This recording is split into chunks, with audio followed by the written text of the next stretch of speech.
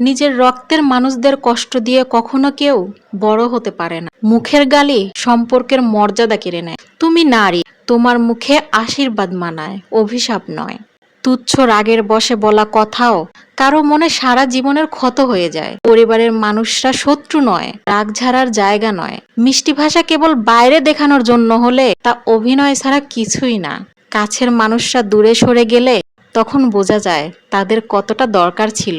ভালোবাসা দিলে ভালোবাসা পাওয়া যায়, অপমান দিলে একদিন একা হয়ে যেতে হয়।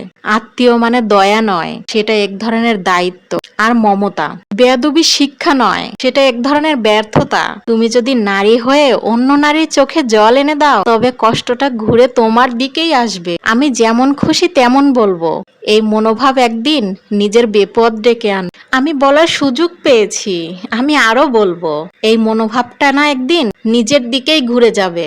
সম্মান আগে নিজের ভেতর জন্মায়, তারপর তা অন্যের জন্য বের হয়। আত্মীয়তা জন্মায় রক্তে, টেকে ব্যবহারে। মনে রেখো, কথার দাগ ছুরির থেকেও ভীষণ গভীর। ভাবার সময় এখনই, ভেবে দেখো ভবিষ্যৎও তোমার জন্য অপেক্ষা করছে।